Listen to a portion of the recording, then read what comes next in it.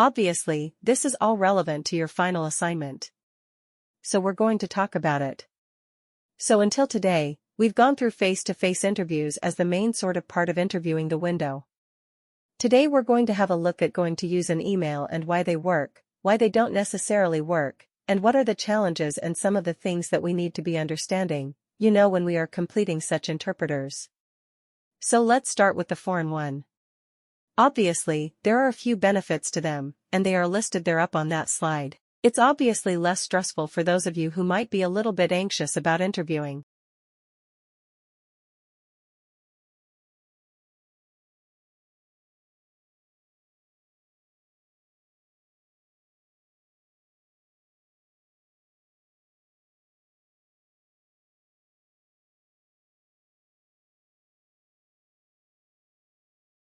Dams are huge man-made structures that act as barriers on a river. Today, the main reason people build dams is to produce electricity. They are also built to restrict and control the flow of water in a river. Throughout history, dams have been used to prevent flooding and to irrigate farmland. Dams supply about a sixth of the world's electricity, and they significantly reduce the risk of floods and droughts. They also make water easier to access, especially in desert-like areas, where water is in low supply. There are, however, some negative effects of damming rivers. Many people's homes are knocked down to make space for the dam, and flooding can occur in the reservoir, which is the area behind the dam where water collects. This can cause valuable farmland to become submerged under the lakes.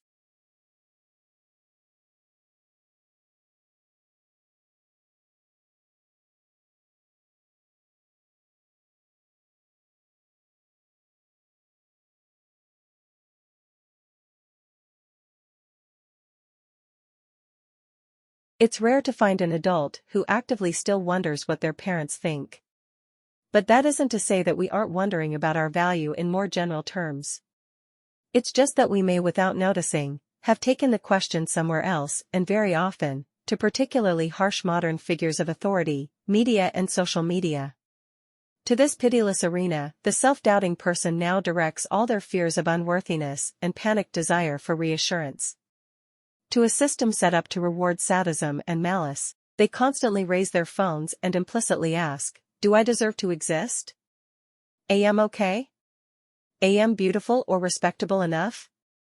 And, because social media is built on the troubles of the individual soul, the verdict is never a reliable yes.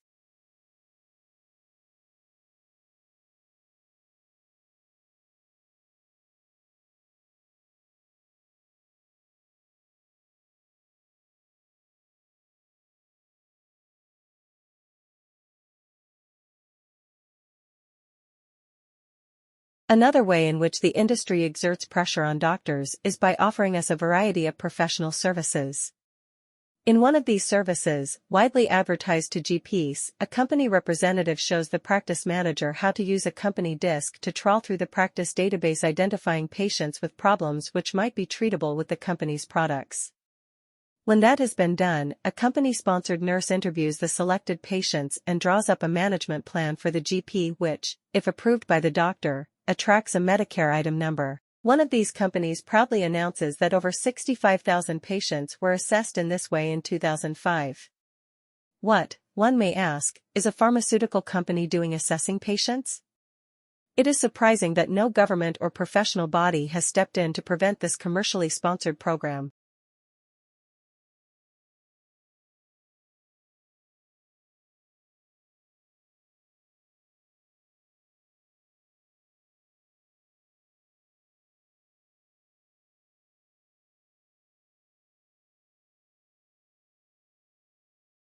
It is about 100 years since that great Canadian-born physician Sir William Osler, Regius Professor of Medicine in Oxford, complained about the increasing influence of the pharmaceutical industry on the medical profession. He would be turning in his grave at the way the industry now dominates doctors' prescribing habits. It does this not only by direct and indirect pressure on the doctors themselves, but also by encouraging the public to ask for scripts.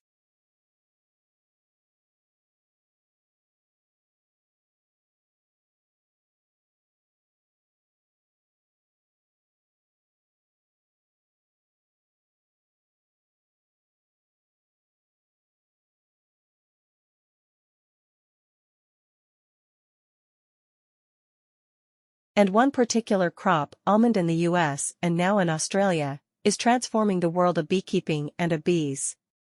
What has happened is that something serendipitous came along, that people found out, that doctors found out that almonds are good for you, a confection, but it's good for you. The almond board got a very aggressive promotion going on for almonds. They actually, I just heard recently, send out sales reps to cardiologists at hospitals to promote the heart benefits of almonds. In a very good promotion of almonds, and it's legitimate promotion because they are a healthy food.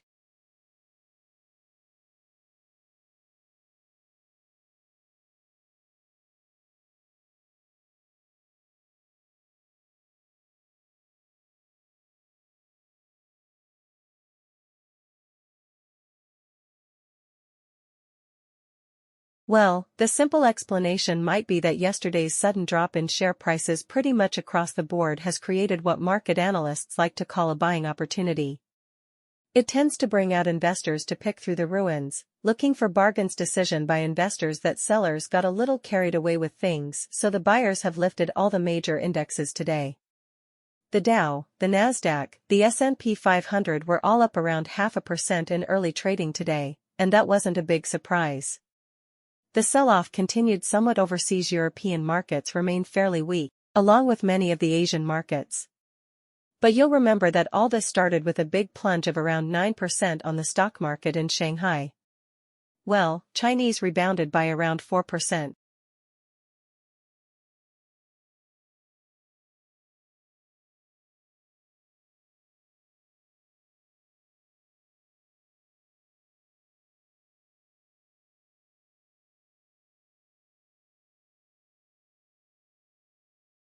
Well, I'm absolutely delighted first of all to have been appointed to this professorship.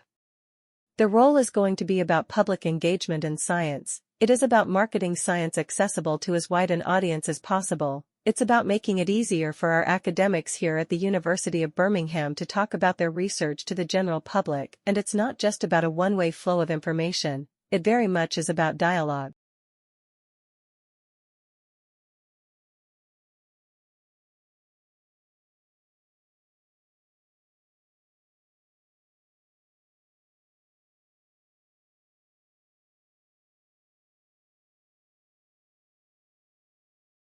My current research at the moment is really quite broad.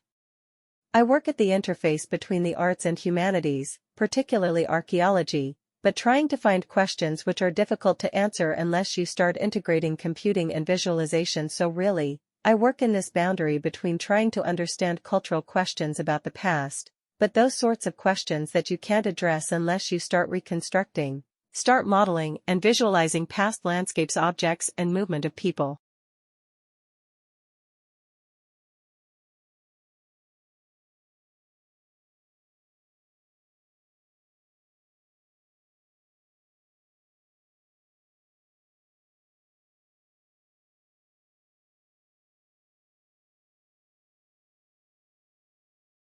Rebuilding carbon-rich agriculture soils is the only real productive, permanent solution to taking excess carbon dioxide from the atmosphere. She's frustrated that scientists and politicians don't see the same opportunities she sees. This year, Australia will emit just over 600 million tons of carbon. We can sequester 685 million tons of carbon by increasing soil carbon by 0.5% on only 2% of the farms. If we increased it on all of the farms, we could sequester the whole world's emissions of carbon.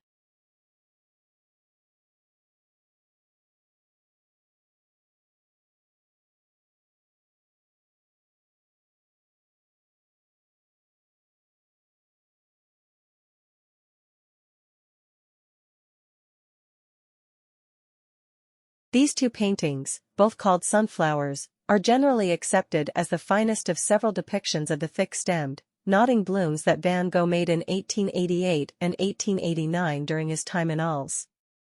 The first is now in the collection of the National Gallery in London, and the second is in the Van Gogh Museum in Amsterdam.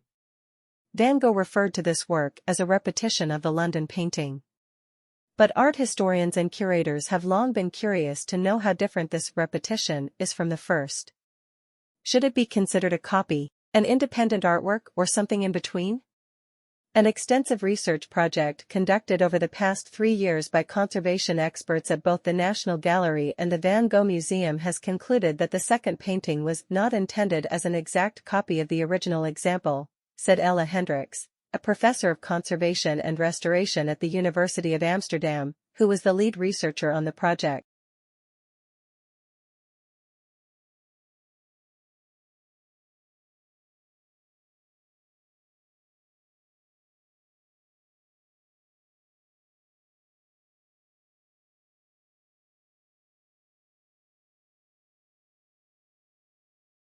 Jack Nicholson, playing the crazed caretaker in The Shining, makes me reach for a blanket. Now a study finds that people we find, well, creepy can actually make us feel colder. The research will be published in the journal Psychological Science. Researchers interviewed 40 college undergraduates. During each interaction, the experimenter was either chummy with the student or very stiff and professional. The investigator also alternated between mimicking students' posture, a signal of rapport, and not doing anything at all. Participants then completed a questionnaire designed to find out how hot or cold they felt. The results showed that the subjects actually felt colder when the investigator acted inappropriately or sent mixed signals.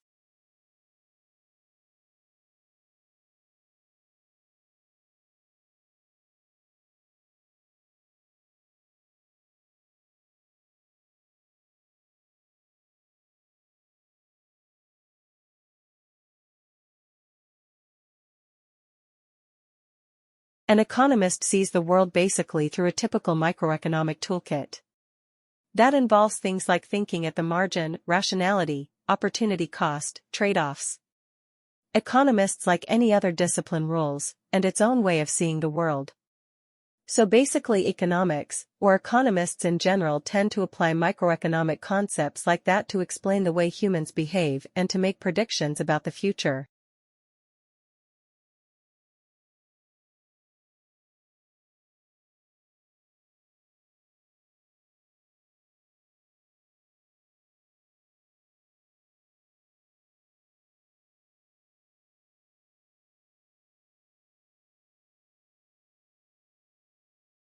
Finally, we take a look at how to mix and unmix liquids at the flick of a switch.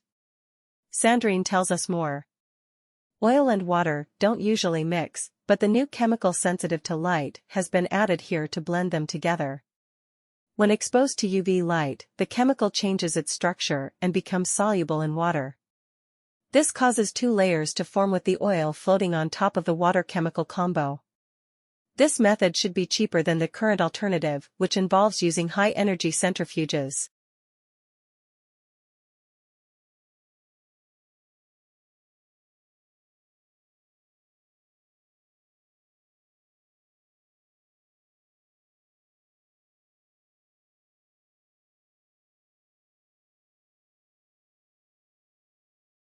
What is nanotechnology?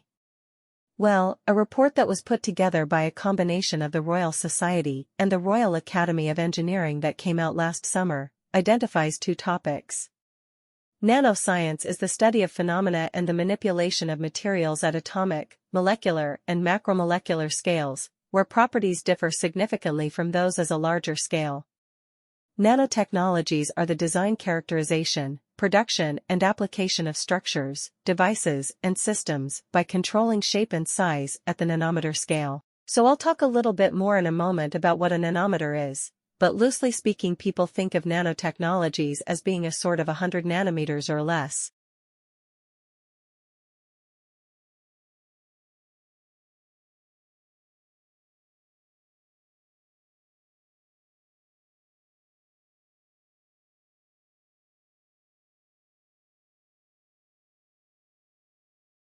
Financial markets swung wildly yesterday in frenzied trading market by further selling of equities and fears about an unraveling of the global carry trade. At the same time, trading in the European credit markets in London was exceptionally heavy as traders frantically reassessed their appetite for risk, prompting wild swings in the prices of the key derivatives. It was the third day of frenetic activity in the European credit markets, suggesting that equity market swings were prompting a wider repositioning of investors in a host of asset classes.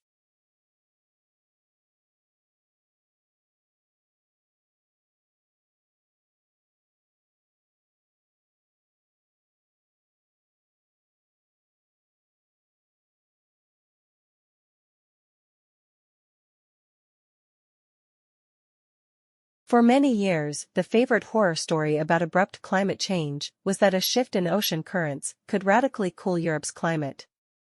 These currents, called the overturning circulation, bring warm water and warm temperatures north from the equator to Europe. Susan Lucier, an oceanographer at Duke University, says scientists have long worried that this ocean circulation could be disrupted.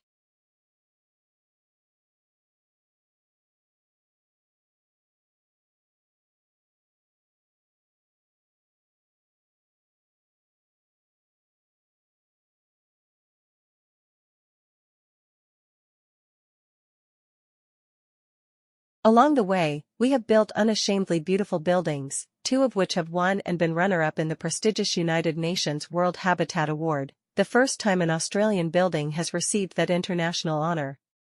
We rely on older concepts of Australian architecture that are heavily influenced by the bush. All residents have private verandas which allow them to socialise outdoors and also create some defensible space between their bedrooms and public areas. We use a lot of natural or soft materials and build beautiful landscaped gardens.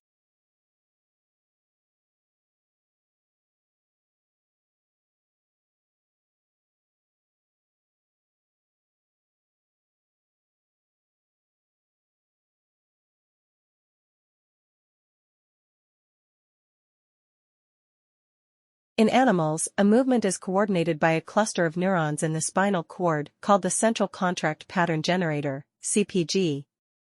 This produces signals that drive muscles to contract rhythmically in a way that produces running or walking, depending on the pattern of pulse. A simple signal from the brain instructs the CPG to switch between modes such as going from a standstill to walking.